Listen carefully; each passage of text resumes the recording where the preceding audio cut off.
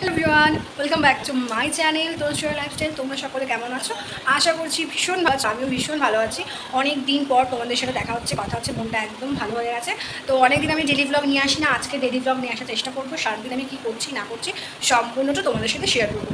তো সকাল থেকে ঘুম থেকে উঠে সমস্ত কিছু অনেকটাই কাজবাজ হয়ে গেছে, সবটা শেয়ার করা আমার পক্ষে সম্ভব হয়নি। আর ফোনে চার্জ ছিল না। এখন মোটামুটি স্নান ধান করে চলে এসেছি, এখন আমি পুজো দেবো। তো এখান থেকে ভিডিওটা স্টার্ট করছি, আমার সাথে থেকো, পাশে থেকো। আর ভিডিও করার সবার প্রথমে একটা কথা বলে দিই, তোমরা কে কোথা থেকে ভিডিওটি দেখছো অবশ্যই কমেন্ট বক্সে জানিও। তো চলো যাওয়া যাক। আর এই দেখো এখানে চলে এসেছি পুজো করতে। ঠাকুরকে ভালো করে স্নান ধান করিয়ে, ড্রেস আপ করিয়ে, ফুল টুল দিয়ে সাজিয়ে দিয়েছি ঠাকুরের আসনটা। এখন ঠাকুরকে খেতে দিয়ে দিয়েছি। আর বছরের প্রথম ফল আম বাজারে কালকে গেছিলাম, তাই জন্য নিয়ে এসেছি। আর দেখো এখন আমি ধূপ জ্বালিয়ে, প্রদীপ জ্বালিয়ে ঠাকুরকে একটু আরতি করে নেব।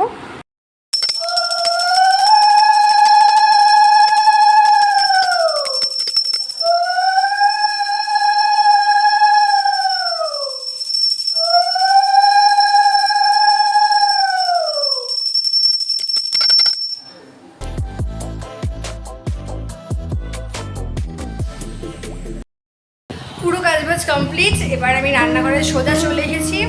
এবার আমি কী কী রান্না করবো তোমাদের সাথে সমস্ত কিছু শেয়ার করবো। আর এই দেখো এখানে আমি সমস্ত কিছু কেটে কুটে রেখেছি।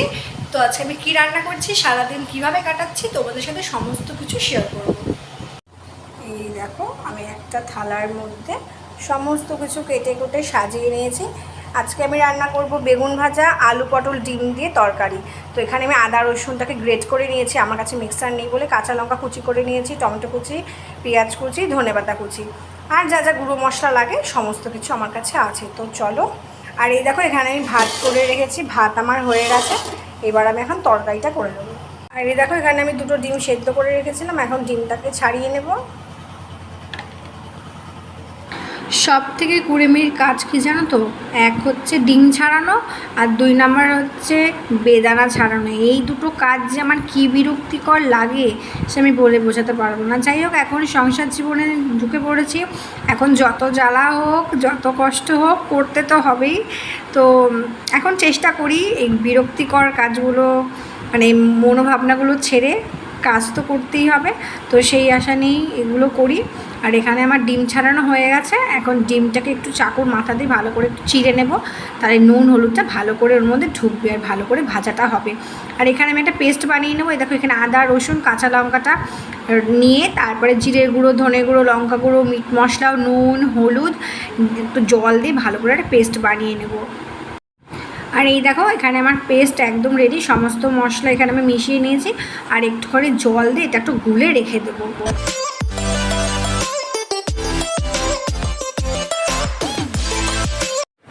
আর দেখো এখানে আমি গ্যাস গ্যাস জ্বালিয়ে দিয়েছি, কড়াই বসিয়ে দিয়েছি, আর এক্সস্ট ফ্যানটা চালিয়ে দিয়েছি, নাহলে ঘরে এত পরিমাণে ধোঁয়া হয় যে দাঁড়ানো যায় না। তারপরে এখানে বেগুনের মধ্যে নুন হলুদ মাখিয়ে রেখেছিলাম, চিনি ছিল না তাই চিনিটা মাখাইনি। এখানে আমি একটু ভালো করে বেগুনটা ভেজে নেবো লাল লাল করে। এই দেখো বেগুন ভাজা হয়ে গেছে। ওই তেলের মধ্যে আমি ডিমটা ভালো করে ভেজে নিচ্ছি এপিট ওপিট করে।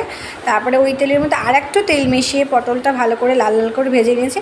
আর একটা কথা, পটল ভাজার সময় কিন্তু আমি নুন হলুদ কোনোটাই দিই না, তাহলে পরে একটু ভালো করে ভাজা হয়। নুন হলুদটা দিলে আমার মনে হয় পটলটা আরও বেশি নরম হয়ে যায়। আর ওই তেলের মধ্যে আর একটু তেল মিশিয়ে ভালো করে লাল লাল করে আমি আলুটা ভেজে নেব।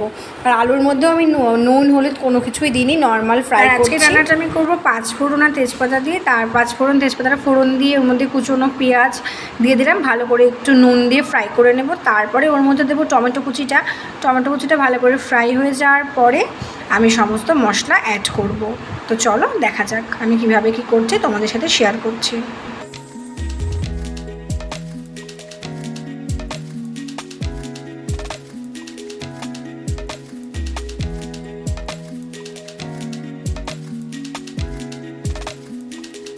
পেঁয়াজ টমেটোটা ভাজা হয়ে গেছে। এবার আমি যেই মশলাটা রেডি করে রেখেছিলাম সেই মশলাটা দিয়ে দিচ্ছি। এবার এটাকে ভালো করে কষাতে থাকবো যতক্ষণ না এটার একটা গন্ধ আসে, মশলার গন্ধটা চলে গেলে আর তেল ভেসে উঠলেই বুঝতে পারবো জিনিসটা কষানো হয়ে গেছে। তারপরে কষানো হয়ে গেলে আমি এর মধ্যে ভেজে রাখা আলু পটলটা অ্যাড করব। আর এখানে আমি কি বলছিলাম, সত্যি কথা শুনতে আমি নিজেও জানি না, এখন আমি ভুলে গেছি কি বলছিলাম। এই দেখো মশলাটা আমার যথারীতি কষানো হয়ে গেছে, আর একটুখানি কষলে পরে আমি আরেকটুখানি জল দিয়ে ভালো করে কষে আলু পটলটা দিয়ে, দেখতেই পাচ্ছ এখানে আলু আর ভেজে রাখা আলু পটলটা ভালো করে দিয়ে দিয়েছি। এবার আমি একটুখানি কষিয়ে তারপর সামান্য একটু জল দিয়ে কষিয়ে নেব, তারপর ডিম দিয়ে দেবো, ধনেপাতা, গরম মশলা, ঘি দিয়ে ঢাকা চাপা দিন। আর এখানে রান্না করতে করতে ও পাশে রান্না হচ্ছে, এই পাশে আমি বাসন মাজতে চলে এসেছি।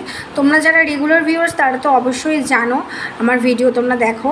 আর রান্না করতে করতে যে কটাই বাসন হোক, একটা হোক দুটো হোক, আমি ধুয়ে রাখি। মানে রেখে দিলে না পরে আর ইচ্ছে করে না যে সেগুলো আমি মাজা ধোয়া করি।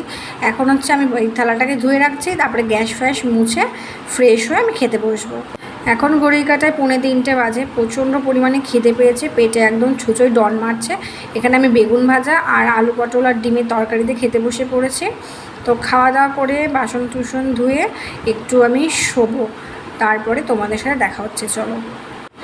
ঘড়ির কাঁটায় বাজছে এখন পুরো 4:10, আর ঠাকুরকে পুজো দিয়েছিলাম আম দিয়ে। তো বছরের প্রথম ফল ঠাকুরকে দিয়েই পুজো দিয়েছিলাম, সেই প্রসাদটা এখন খাবো। আর খাওয়ার পরে না আমার একটু মিষ্টি মিষ্টি কিছু না খেলে একদম ভালো লাগে না। আর এই যে তাই জন্য প্রসাদটা নিয়ে খেতে বসেছি। আমটা এক কামড়ে মানে একদম স্বর্গ ছুলা মনে হলো, মানে এত রসালো, এত মিষ্টি, মানে মারাত্মক।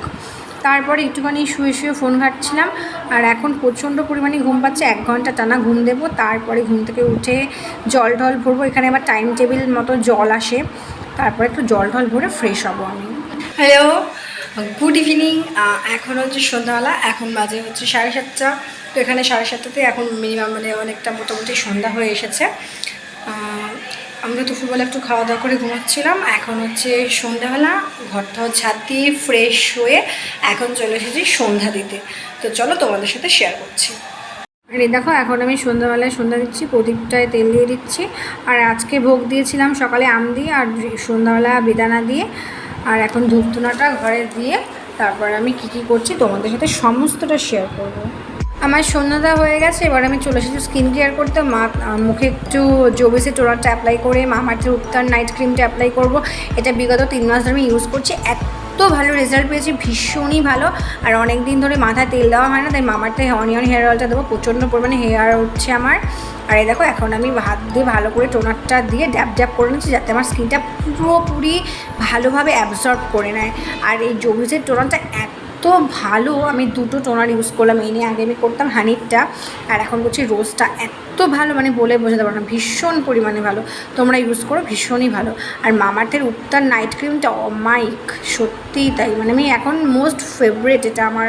সারাদিন তো খেপে পাগলির মতো ছিলাম, এখন একটু রিফ্রেশমেন্ট লাগছে, একটু ফ্রেশ হয়ে তারপরে এখানে আমি বসেছিলাম। এবার আমার একটু পেটে ছুঁচোয় ডন দিচ্ছে, আমার অলমোস্ট মাঝে মাঝেই পেটে ছুঁচোয় ডন মারে।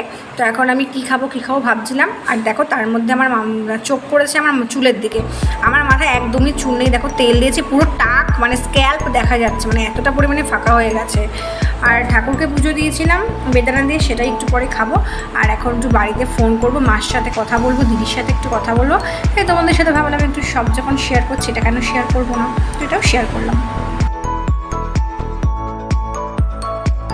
বেদনাটা যখন খাচ্ছিলাম না, ভিডিও করতে একদম ভুলে গেছিলাম। শেষের পথে আমার মনে পড়েছিল যে ভিডিওটাই তো করা হলো না, তাই জন্য একটুখানি বাঁচিয়ে গুছিয়ে রেখেছিলাম ভিডিওটা করার জন্য। তারপরে রাত্রেবেলা এখন অলমোস্ট 11:30 বাজে, প্রচণ্ড পরিমাণে খিদে পেয়েছে। দুপুরবেলায় হচ্ছে বেগুন ভাজাটা একটু তুলে রেখেছিলাম, আর আলু পটল তরকারিটা একটু গরম করে রেখেছিলাম, এটা দিয়ে এখন ডিনারটা করছি। আর আজকের ভিডিওটা এখানেই শেষ করছি। যদি ভালো লেগে থাকে অবশ্যই চ্যানেলটিকে সাবস্ক্রাইব করে দেবেন, আর যারা যারা এখনও পর্যন্ত সাবস্ক্রাইব করেনি অবশ্যই সাবস্ক্রাইব করবেন। আর যাদের ভিডিওটি ভালো লেগেছে অবশ্যই লাইক কমেন্টস করে দিও। আজকের মতো এখানেই দেখা হবে নেক্সট একটি ভিডিওতে। টাটা।